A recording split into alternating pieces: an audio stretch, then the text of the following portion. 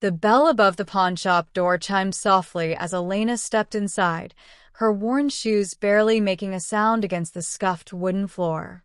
She clutched her daughter Mia's hand tightly, feeling the child's fingers trembling in her own. The shop smelled of old leather and tarnished metal, a scent that seemed to embody everything Elena had lost over the past year. Behind the counter stood Mr. Chin, a man in his 60s with silver-streaked hair and glasses perched on the end of his nose. He looked up from the antique pocket watch he'd been examining, his expression shifting from professional interest to concern as he took in the sight before him. Elena knew what she must look like, her once beautiful coat now threadbare at the elbows, her face gaunt from too many skipped meals, dark circles beneath her eyes that spoke of sleepless nights spent worrying. But it was Mia who truly broke her heart. Her 7-year-old daughter had grown thinner over the months, her bright eyes dimmed by hunger that Elena could no longer bear to see. "Can I help you?" Mr. Chen asked gently, setting down his loop. Elena's throat tightened. She'd rehearsed this moment 100 times on the walk over, but now that she was here, the words caught like thorns. Slowly, with shaking fingers, she removed the ring from her left hand, the last piece of her former life, the final remnant of happier days before her husband's death, before the medical bills, before everything fell apart. The ring was simple but beautiful, a gold band with 3 small diamonds that caught the afternoon light streaming through the shop's dusty windows. Her husband had saved for 6 months to buy it, presenting it to her on their wedding day with tears in his eyes and promises of forever on his lips. "I need to sell this," Elena whispered, placing the ring on the glass counter. Her hand remained there, fingers splayed protectively around it, as if even now she couldn't quite let go. "Please. We haven't eaten in 2 days, and my daughter—" Her voice cracked, and she felt Mia press closer against her leg. Mr. Chin picked up the ring with practiced care, examining it through his jeweler's loupe. Elena watched his face, trying to read any hint of what he might offer. Her landlord was demanding 3 months' back rent. The utilities had been shut off. But right now, all she could think about was the hollow ache in her stomach and the way Mia had stopped asking when they would eat. "It's a beautiful piece," Mr. Chin said finally, setting down the loupe. He looked at Elena, then at Mia, and something shifted in his expression, a softness that hadn't been there before. "But I'm afraid I can't buy it from you." Elena's heart plummeted. "Please," she said, her voice breaking into desperation. "I know it's not worth much, but anything, even $20 would help. I just need enough for food for my daughter. I'm not asking for charity. I'm offering you something of value."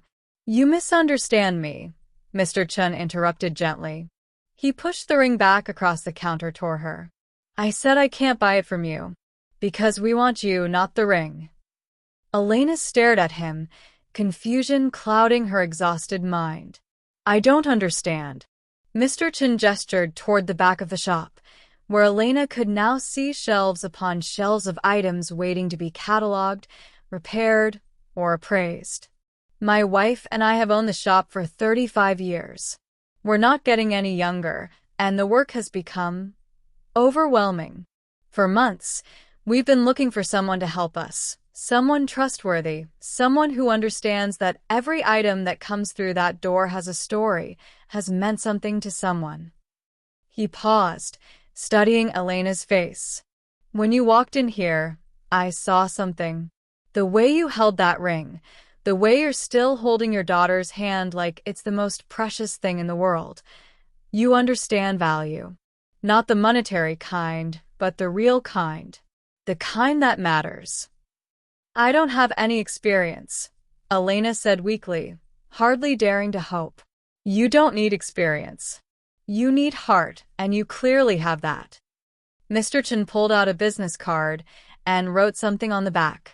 "This is my wife's phone number. She handles the administrative side of things. Can you start Monday?" We pay fair wages, enough to cover rent and groceries, and then some. And he glanced down at Mia, who was watching him with wide, uncertain eyes. We have a small apartment above the shop that's sitting empty. Former tenant moved out last month. It's not fancy, but it's clean and warm. You could live there, no rent for the first 3 months while you get back on your feet. Elena felt her knees weaken. This couldn't be real. People didn't do things like this, didn't offer lifelines to strangers who walked in off the street. Why? She managed to ask. Why would you do this for us?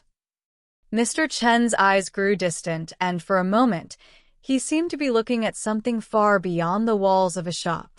40 years ago, I came to this country with nothing but the clothes on my back and a watch my father had given me.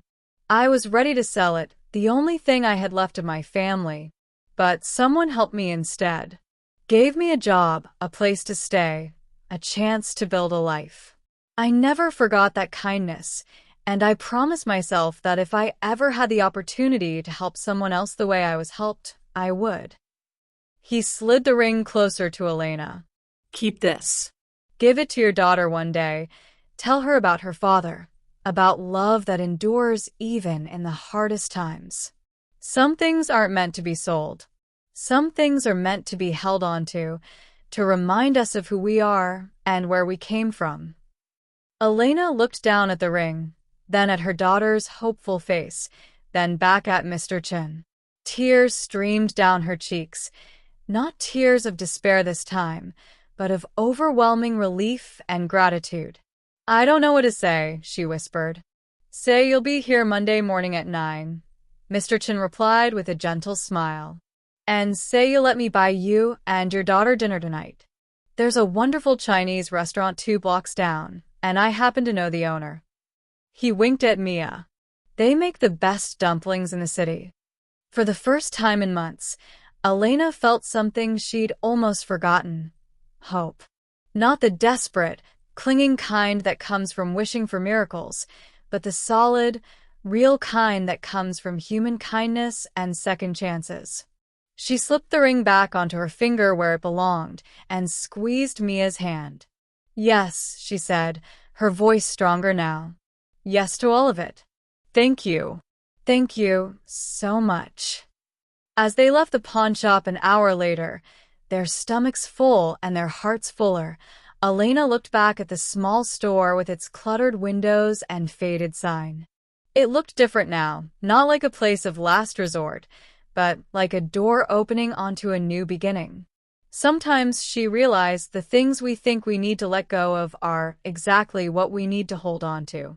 And sometimes, when we're brave enough to ask for help, we find that the world is full of people waiting to give it.